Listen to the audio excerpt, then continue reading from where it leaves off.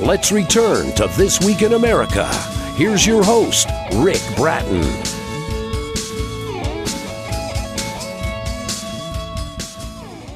Welcome back, everybody, coast to coast. This Week in America. Conflagration by Teri-Anne is an inspiring memoir, an autobiographical depiction of the experiences she had on the beautiful island paradise of Guam that she says ultimately tried to kill her, or so it seemed. Since childhood, Teri-Anne wanted to write. After learning English and becoming proficient, Guam provided the topic.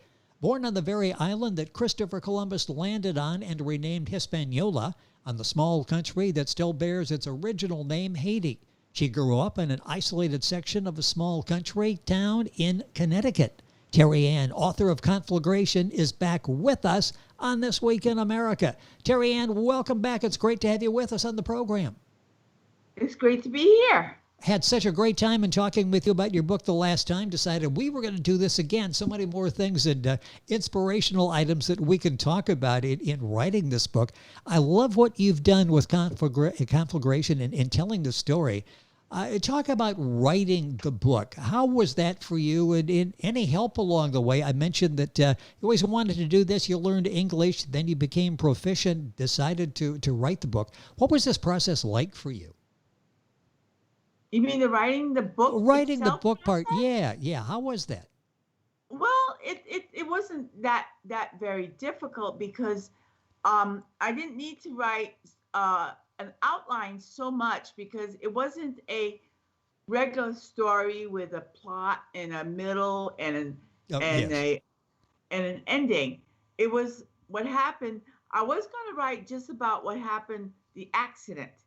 And I thought, well, gee, that's such a small part. I need to give some background. What was I doing on this island thousands of miles away from home? Thousands of miles from everybody that I knew. So I decided to write a little bit more, to tell people what my life was like there, what the people were like, how beautiful and wonderful they were, and how beautiful and wonderful the island was. And, the few things that happened that were very scary, like the typhoons and the earthquake. Oh, I told you about the earthquake, right? Yes. I remember that story vividly, the way that you told it and write about it in the book Conflagration. Yeah, well, they say animals are supposed to have a sixth sense about these things. Well, my cat at the time was Theodore. This was like two cats before Jason over here. And Theodore was just laying on the floor underneath my chair, just taking a nap. And all of a sudden, I heard, it sounded like a train going past my apartment. I was like, I'm not near any train tracks. And I was about to look out the door, and then the house was shaking, and one of the cabinet doors opened, and something fell out of the cabinet, missed my head by a couple of inches. Wow. And Theodore slept through the entire thing. That is the best terrified. way to do that. I opened the back door, and the trees were dancing. I was like, what on earth? And I'm banging on the landlord's door, and they didn't hear me, obviously, because there was so much noise from the earthquake. And then I ran around to the other door, the front door, and there was about two other people there, and we saw each other scream and ran towards each other with hugging and screaming during the earthquake. It's just one of the stories you'll find in Teri-Anne's book, Conflagration. Yes, so many there. And this is the second program we've done with Teri-Anne. If you go to thisweekinamerica.us in our archives, you can listen to the audio from the first program. Click on video. You can go to YouTube on our YouTube channel and watch the video from the first program. I thought we'd talk about maybe some different aspects of life on Guam. We hear a lot about Guam, don't fully understand, appreciate all the qualities of Guam. Let's talk about the social life there. What is that like? What was that like for you? Wait a minute. No, I was not involved with the Chamorro social life. However, what I did partake in was there were predominantly Catholic, which meant that they had 1,000 saints. Okay. And every weekend they had to celebrate a saint's day. Oh, yes. That, yeah, there's a saint just every day or every other day that you do a celebration. Growing up in the Catholic Church, yes, I fully understand that. So for the Saint Day, what they did was they had a barbecue on the side of the road with music blaring, and all you had to do was drive your car. When you hear the music and you see people standing around celebrating, pull over, join. And I did. I wrote about it in the book. My ex-husband was not interested in doing that. I did. And because he didn't do it, the children didn't do it. Too bad, they're lost. Well, yeah, I'm sure they missed out on a lot of interacting with the people. The book is Conflagration by Teri-Anne, our guest on the program. If you're Googling, Teri-Anne, book available at Amazon, the usual places. Go to our website, and you can link on directly there as well. I touched on this the last time, too, and I'm still fascinated by the gaming that goes on the island of Guam. Just briefly talk about that and other activities that you were involved in there, because you really socially had your hands full, didn't you? Of course, I kept busy. Otherwise, you're bored. First of all, gaming. Gaming is a bunch of people. The ideal game, according to the original writer, Gary Gygax, and I think it was Arneson was his partner, they wrote that the ideal game was 4 to 6 players. If only I ever had a group that small. Oh, okay. I've often gotten up to 13 people. Wow. Playing at my table. But the whole thing is, one person comes up with an idea for an adventure. Their friend comes over. They make up characters to partake in the adventures. They're the characters of the adventure. And they have dice that you roll to see whether or not what they choose to do, how they choose to solve their problems, work or not. And you have different ways of winning the situation. You can either kill all the monsters, you can solve a problem, you can make the GM laugh. I've done that a couple of times. And there's so many ways. And when you have these group of people that meet together week after week after week, you become like family. You eat together, you game together, and you socialize together.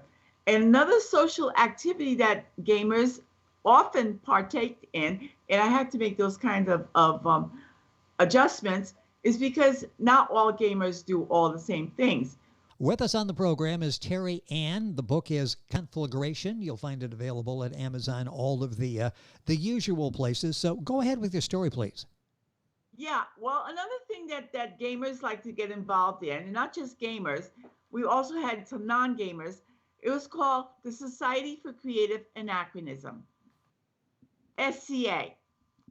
And that's when you dress up like people from the Middle Ages. You can be anything from a barbarian to a lord or a king or whatever. You win the right to be king by right of combat. And there was one guy there, we call him half-orc kinslayer. An orc, I don't know if you've watched The Hobbit or J.R.R. Tolkien's stories about The Hobbit. Oh, familiar with it, yes. Yes. The Ring series. Well, he is the one who came up with the hobbits. So they're mean, nasty creatures.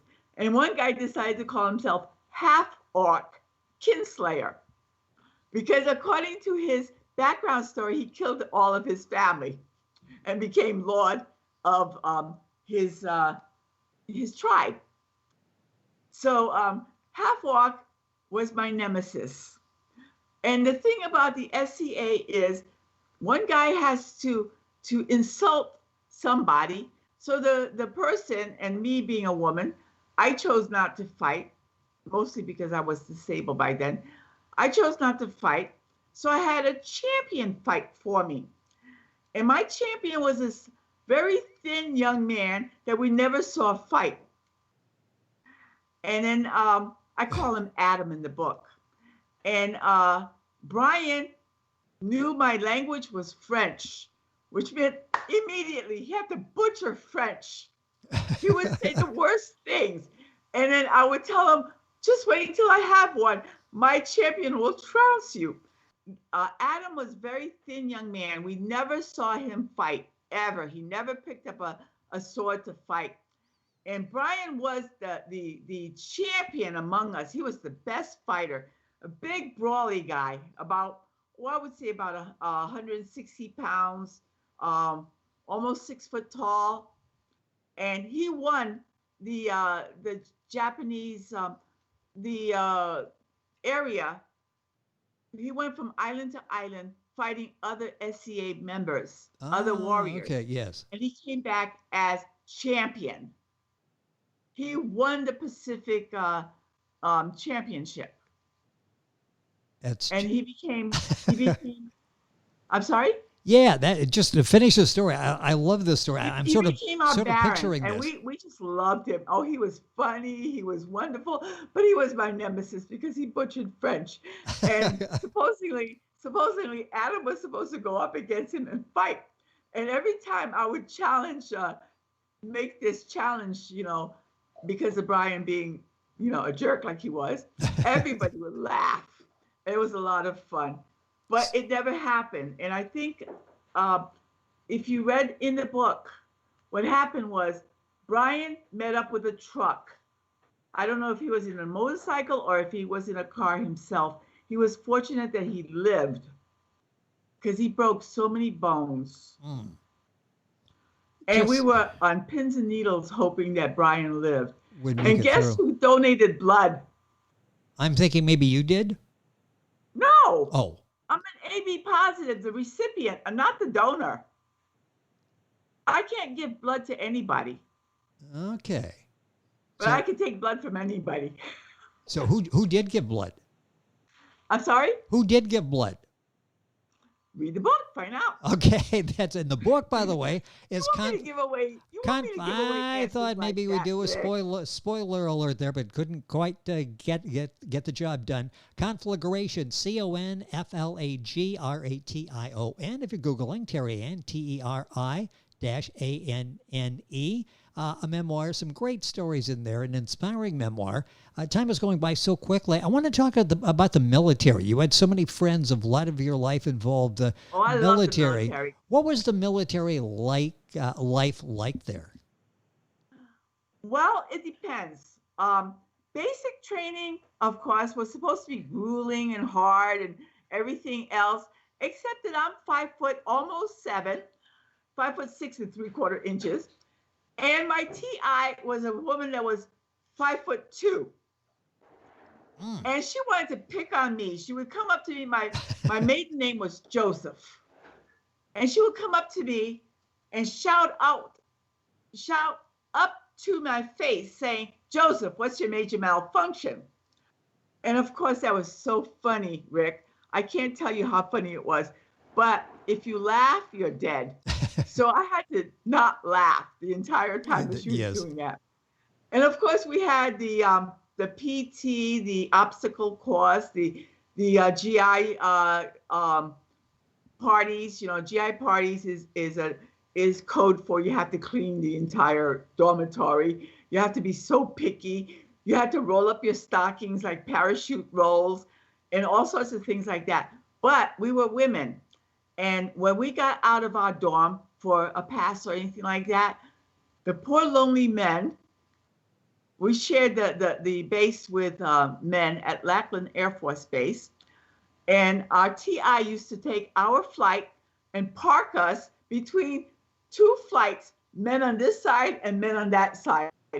And as soon as she turned her back, we were free to talk.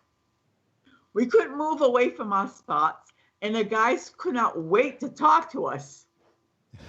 That's where I met my ex-husband. Okay. Not exactly in one of those situations, but I met him. I forget exactly how I met him, but oh yeah, I was on base leave and I was going to the BX, that's base exchange, and I come out with a new camera, the Polaroid camera that you pull out and you watch the Oh, picture develop. yes, yes. And it was brand new technology then. I didn't know how it worked. A brand new camera. And so I needed a subject for it. And I see this guy standing across the street. I go, you, go stand over there. I need to test my camera. I take a picture. In the meantime, four white women grabbed his arm and took a picture with him. And then when the picture was over, I was walking back to my dorm, and he follows me. I'm like, what the heck did I do? And then every time I stepped out of my dormitory, he was there. You know, he walked me here, he walked me there. Yes. And then when I went to Mississippi for my tech school, he called me to tell me he was coming to visit me. I'm like, yeah, I'll believe it when I see it. So I gave him a deadline. He was supposed to be there on the 4th of July before midnight. Midnight came and passed, and he didn't show up. Oh, this turkey, forget about him. So I'm sitting in the CQ room. A CQ room is a large room where all the GIs get together after work, after school, whatever, and you can relax, you can watch TV, you can play games, you can do whatever. Our squadron game was Risk. Mm. I was never the Risk champion, but I was a devotee like you would not believe. So here I am losing at Risk. And all of a sudden I hear, Joseph, what? Somebody's here to see you. What? So I looked up, and there's this guy grinning at me with this crooked grin. I recognized him from the guy who stood me up on the 4th of July. Yes. I looked up at the clock. It's 1 minute past midnight. And I turned around and looked at him. I said, you're late. He was a cop. Everybody goes, you know, how dare she talk to a cop like that? It was the week after our squadron had gotten busted for drugs. They thought he was there to arrest me. So I looked at him, I said, you're late. And I turned around and I refused to talk to him for the next 3 hours until I lost my game. So many stories, so many memories. He sat there the entire time. See, that was a positive sign. He was interested. Little did he know that all started with the Polaroid camera and just trying to get a picture taken, and led to that relationship. The book is Conflagration. A couple minutes left in the program. I mentioned in the beginning, you said that Guam was cursed. Briefly, what did you mean by that? Curse? You mean all the earthquakes and typhoons? And I guess you explained some of it, yes. I guess you explained some of it. That would seem like it, yes. I was a foreigner there. I was just there visiting because my ex-husband was still in the military. I was a disabled vet, so I had gotten out already. You know, I had a thyroid problem. I was humongous, Rick. I was 400 pounds when I got discharged. Boy, hard to believe.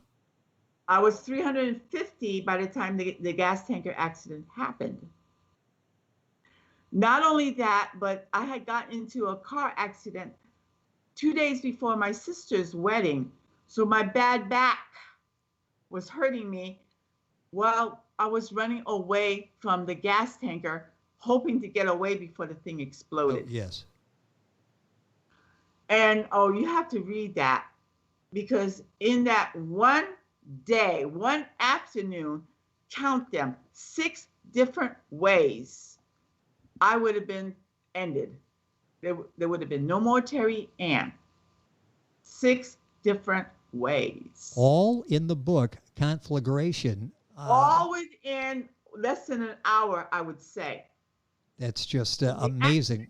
What you've been through. We've got a minute or so left here at the end. How are you doing today? You look in good shape. You're smiling. I love the laugh. I'm not in such good shape. I'm a diabetic amputee. I lost both legs. We got a big smile and a great personality. But you know something? The best thing I ever did in my life, the wisest thing I did, this is another story.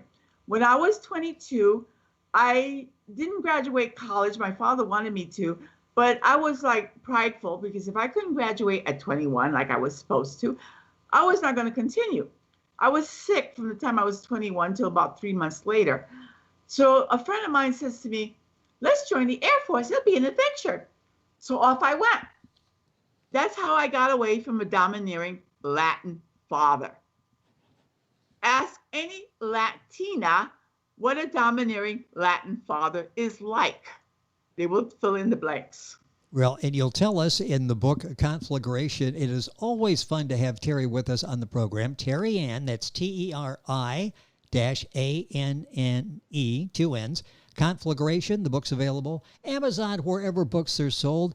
Teri, it's always a pleasure to have you on the program. So many great stories. You've done such an excellent job.